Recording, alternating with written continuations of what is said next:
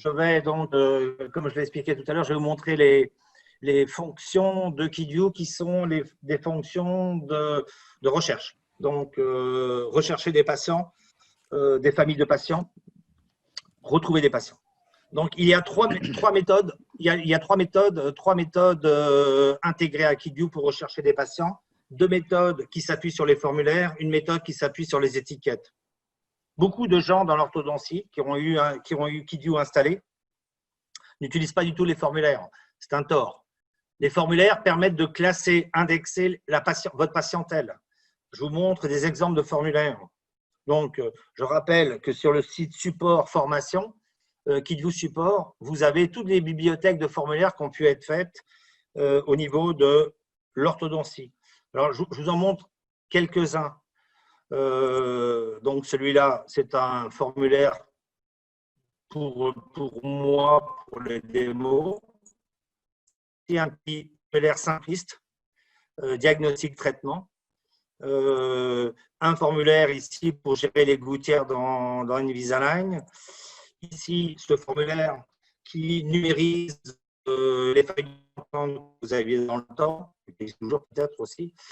Donc, un formulaire qui a été fait en Jordanie, le formulaire de l'équipe CETO, un formulaire ici, un formulaire assez complexe ici pour, c'est l'orthodontie bien sûr. Hein.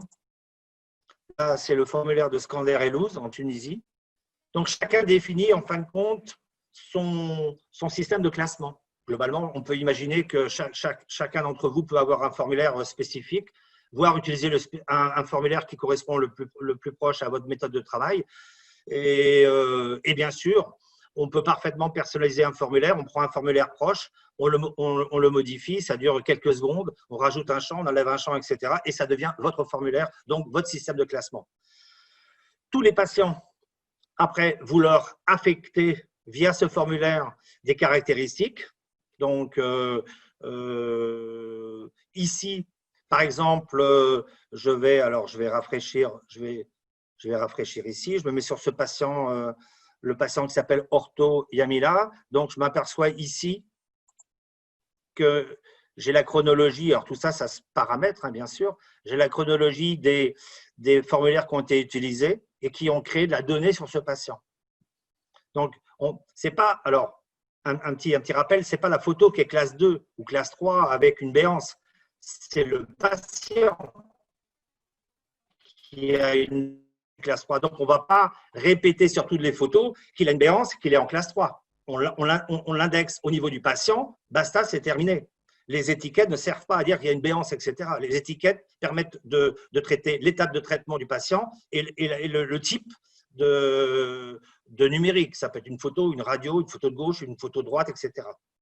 Donc, ici, dans le formulaire, si je clique, c'est la technologie, hein, donc ici, diagnostic, alors pas de bol, donc celui-là. Donc, ici, quand je clique dans le résumé du formulaire, il m'ouvre le formulaire qui a créé les données.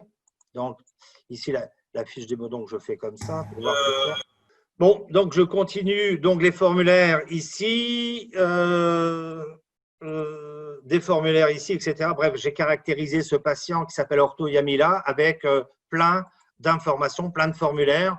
Je l'ai indexé, je l'ai caractérisé, etc. Et indépendamment des photos qu'il a qui sont ici. Je ne vais plus m'étendre plus sur les formulaires et au système formulaire par patient. C'est plus simple. Je vais vous montrer deux systèmes de recherche qu'il y a si on utilise les formulaires. Donc, le premier système de recherche, c'est qu'on va utiliser des outils qu'on a définis ici avec, alors on appelle ça les filtres de population. Donc, ce sont des structures de questionnement. Voici par exemple une structure de questionnement. On en définit autant qu'on veut, mais souvent on travaille toujours avec la même. Donc, par exemple, ici, j'ai une structure de questionnement où je peux renseigner l'âge, le sexe, le formulaire utilisé et surtout un patient qui contient des valeurs qui m'intéressent. Alors, je vais rentrer dans le vif tout de suite. Je cherche en fin de compte tous les patients classe 2. Donc, ici, pas l'âge, pas le sexe, pas le machin. Ici, je me mets donc des patients qui auraient une valeur de champ. Et je marque ici classe 2, 2, parce que je sais que je l'ai écrit comme ça. Donc, classe de 2, je fais rentrer. Et vous avez vu à gauche, j'ai 3 patients qui répondent à ce critère, qui sont en classe 2, 2. J'aurais pu étendre le filtrage en définissant l'âge, le sexe et plein d'autres valeurs. Donc, je fais simple. Je peux très bien rajouter et qui ont aussi, par exemple, masque de l'air. Donc, je tape pas forcément masque de l'air, mais je tape que de l'air. Bon, il n'y en a aucun. J'avais essayé tout à l'heure. Ici, je l'enlève. Bon, bref, vous pouvez rajouter en fin de compte des critères qui vous permettent de filtrer et vous avez retrouvé dans votre banque de données. Bon, moi, j'ai une banque de données de 150 patients, mais si vous avez 10 000, il vous trouve tous les patients qui répondent à ces critères. Première solution. Je rafraîchis. Je vous montre maintenant la deuxième solution lorsqu'on utilise les formulaires. Donc, on va créer ce qu'on appelle un système de recherche par l'exemple. Donc, on définit un patient qu'on appelle un patient d'exemple, ici. On va créer un patient. Alors, moi, je l'ai fait, le patient d'exemple, ça peut être n'importe lequel, mais moi, je l'appelle arrobase patient de test, etc. Pourquoi arrobase? Parce qu'il est en premier dans la liste. Donc, je reprends la démo que j'ai faite. Bon, je vais l'effacer. Donc, et là, je vais créer sur ce patient-là, diagnostic et traitement, je veux un patient, je suis en train de créer ce patient, test, et comme c'est un modèle, je vais dire que ça serait un patient de 2. Donc, je sauvegarde. Donc, ici, voilà. C'est bien un patient qui est en classe 2-2. Et maintenant, une fois que j'ai caractérisé ce patient de test, je vais demander le système de recherche par l'exemple. Donc, je clique sur ce troisième bouton, ici, et je vais cliquer sur cette caractéristique que je viens de lui donner. Donc, le patient de test, et je vais demander au système, recherche-moi tous les patients qui sont comme lui. J'ai défini que ce critère, j'aurais pu en mettre plusieurs. Donc, tous les patients qui sont comme lui, recherche, voilà.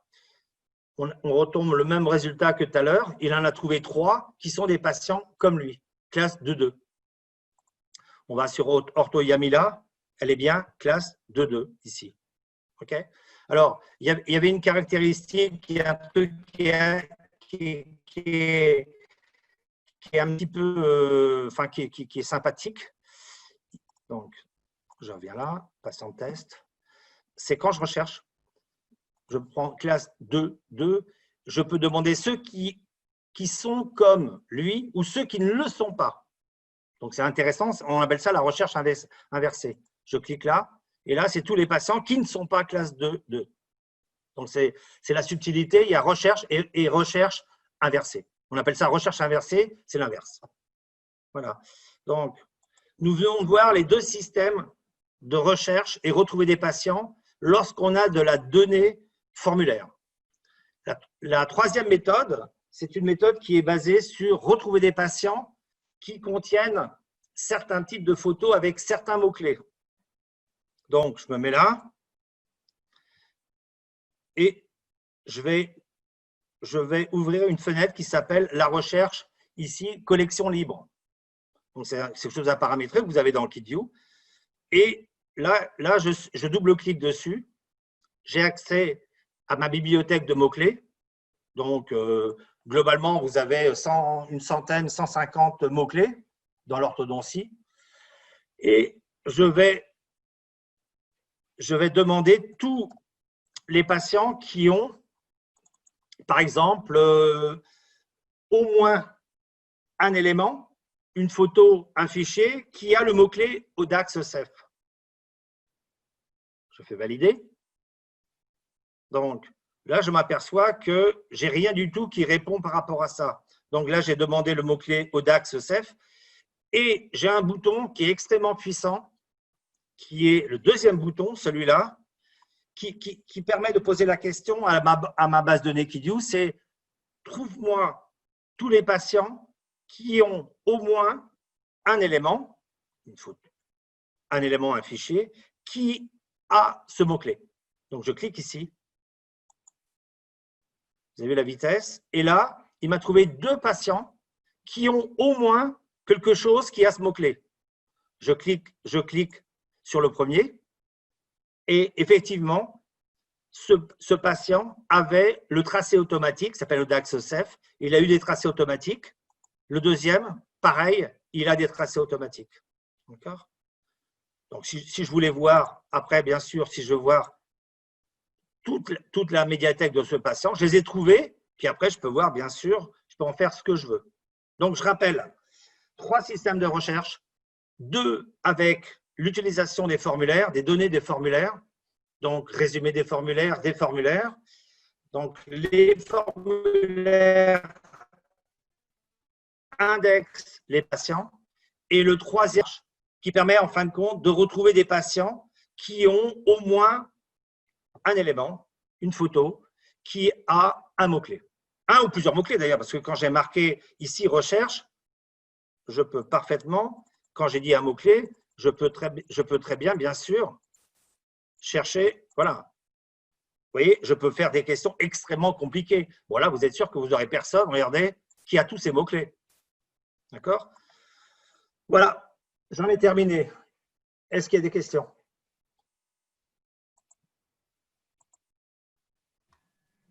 Oui, Gérard, est-ce que tu m'entends? Oui.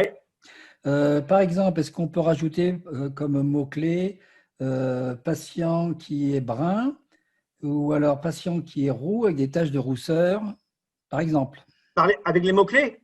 Oui. Oui. Ou avec les formulaires? Les Ah mots-clés ou non, les formulaires? non. Si, en fin de compte, si on respecte les concepts de KidView, lorsque c'est une caractéristique qui est propre au patient, on va utiliser les formulaires. D'accord? Ça veut dire que si on a besoin de dire qu'il est grand, sa couleur des yeux, bon, son adresse, il change d'adresse, mais les informations qui sont propres au patient, on va les créer dans un formulaire. Ça n'a rien à voir avec… C'est pour ça qu'il y a 2 systèmes d'indexation dans le KidView. L'indexation des patients via les formulaires et l'indexation des documents via les mots-clés. Très bien. Donc, si je veux demander, quand il y a un nouveau patient qui arrive, Fabienne, qui est mon assistante, trouvez-moi, vous savez, vous rappelez de ce cas de classe de 2 avec des taches de rousseur qui avait 16 ans. Ouais. Ça, si je l'ai mis dans les formulaires, bing, ça va me retrouver les patients qui ont ces caractéristiques-là. Absolument. Puis en plus, je vous montre un exemple. Typiquement, c'est ce que je développe. J'ai dit, c'est le seul système au monde que je connaisse qui permet de retrouver le nom d'un patient. Donc, je cherche un patient qui a un certain âge, un certain sexe. En fin de compte, quand on cherche des patients, on connaît l'âge, on connaît le sexe. Vous êtes d'accord avec moi? Donc, je cherche un patient entre 1 an et 35 ans. Pour ne pas dire entre 30 et 35 ans, mais moi, j'ai une base de données qui est toute petite, donc je fais gaffe. Sexe, féminin, j'ai plus de femmes que d'hommes. Donc là, j'ai plus que 58 patients. Okay. Et là, je me mets sur portrait, face début. Et regardez ce que je fais maintenant. Je suis sur portrait. Donc là, grâce à mon système, là, ce n'est pas les formulaires, parce que l'âge et le sexe, ce sont les informations qu'on a dans KidView native. Pour faire ça, on n'a pas besoin de formulaire. Mais si on avait besoin d'autres informations et des critères, on se serait servi des formulaires ici. Donc là, j'ai filtré en fin de compte ma population. J'en ai plus que 58. Donc dans votre cas, vous en avez 200, 300. Je me mets sur portrait de face au début. Et là, je dis tous les patients. C'est-à-dire que je veux les portraits de face de début pour tout le monde que je viens de sélectionner, les 58. Donc je clique ici.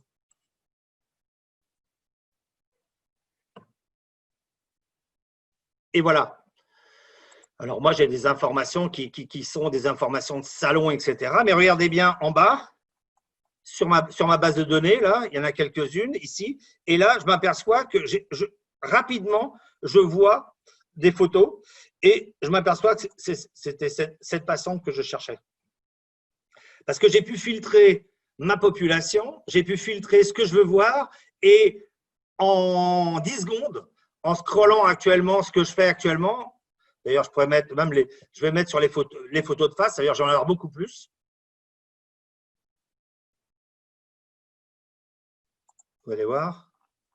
Regardez, donc il y en a beaucoup plus. Et je me dis, ah, bah, elle est là, c'est elle. Et quand je m'aperçois que sur cette photo, c'est bien, elle s'appelle Ortho Chanel, et parfaitement connue. Et là, je dis, je veux aller sur le patient de la photo sélectionnée. J'aurais pu sélectionner.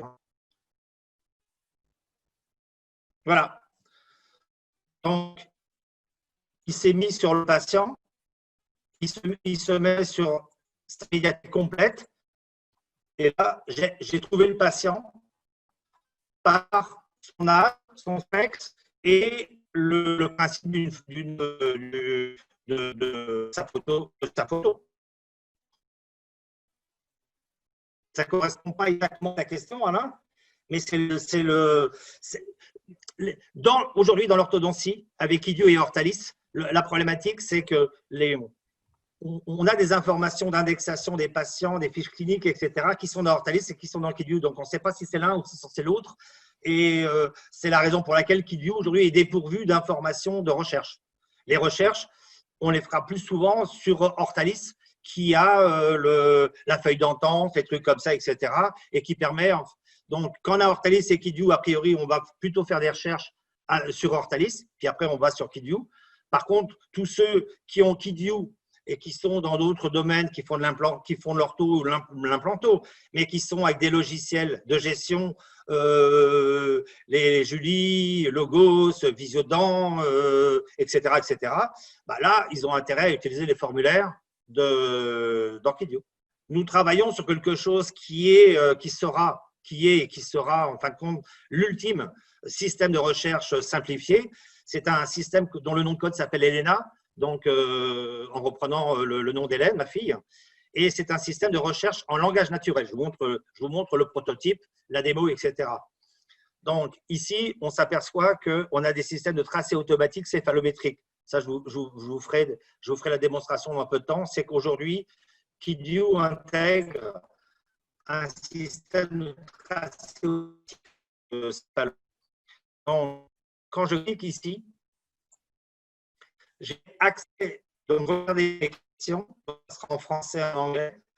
On a du questionnement en langage naturel. C'est comme vous pourriez le demander à votre assistante, Sophie, trouvez-moi tous les patients patins couffins. Donc librement, en langage naturel.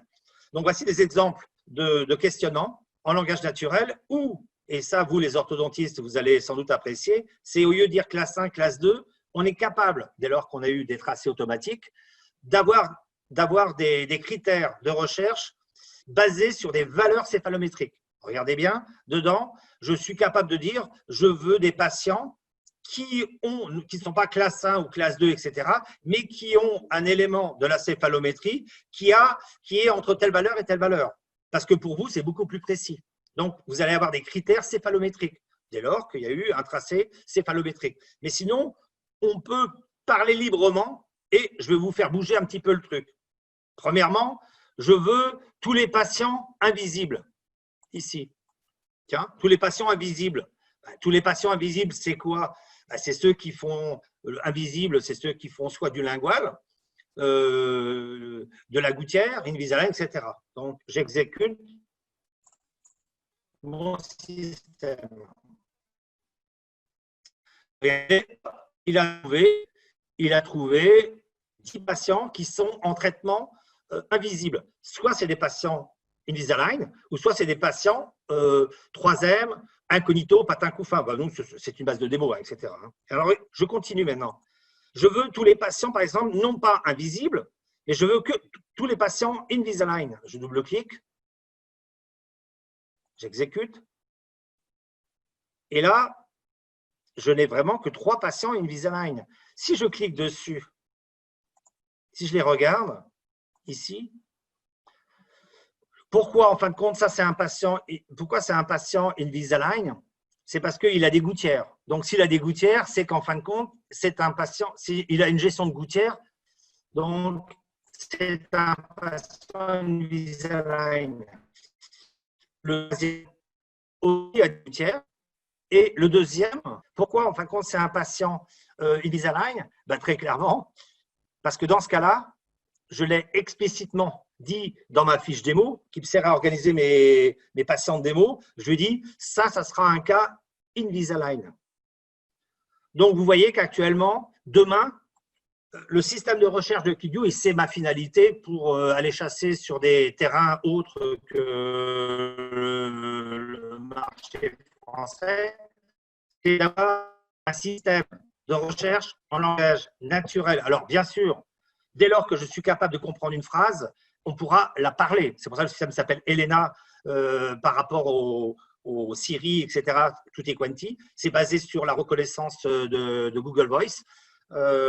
Et les gens pourront, d'ailleurs, on peut aujourd'hui, sur l'application KidView Smartphone, ceux qui le demandent, on peut activer le système de recherche, ce système de recherche, disponible en fin de compte en reco vocal. Donc, pour l'instant, on est en phase de bêta, prototypage, etc. Mais on pense que d'ici 6 mois, 1 an, on aura quelque chose de très performant. Donc, pour résumer, le système de recherche, il sera performant si vous avez des données. Les données, vous pouvez les mettre par les mots-clés, mais surtout les mettre par les formulaires. Par exemple, c'est les formulaires qui créent de l'information qui permettent de retrouver ces petits. Voilà.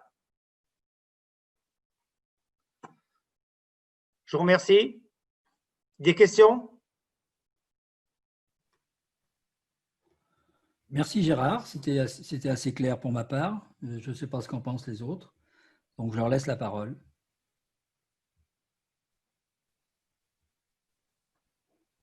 Oui, merci. Bon, pas de questions?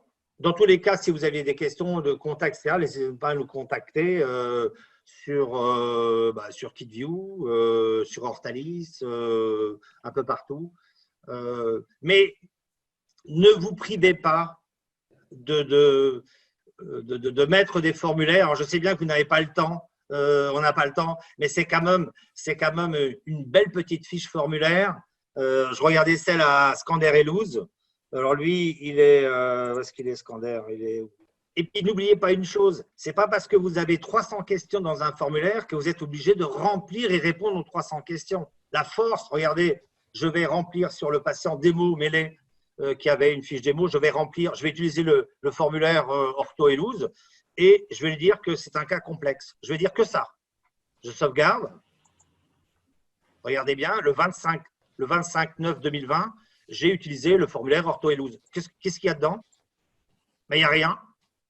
Il y a seulement quelque chose qui dit que c'est un cas complexe, alors qu'il y avait 30 questions. Donc, souvent, les gens ont peur d'un formulaire en disant « Oh là là là là, je n'aurai pas le temps de remplir tout ça, c'est compliqué, je n'ai pas envie de remplir. » Non, non, non, non. C'est une checklist avec 8000 questions, mais vous pouvez très bien… C'est une checklist. Et donc, vous pouvez très bien ne répondre qu'à une question parce que vous n'avez pas le temps de remplir les autres. D'ailleurs, vous pouvez le remplir après. Donc, il y a des formulaires, par exemple, ici, de mai. Où est-ce qu'il est le truc? Vous avez vu le nombre de champs qu'il y a? Et là, il y a des gens qui disent « Oh là là, je ne veux pas tout ça. » Mais j'ai dit « Mais attendez, vous pouvez très bien ne répondre qu'à une seule question. » Mais c'est une checklist. Chacun définit sa checklist. Qui peut le plus, peut le moins. OK? Allez, au prochain webinaire. Merci. À bientôt.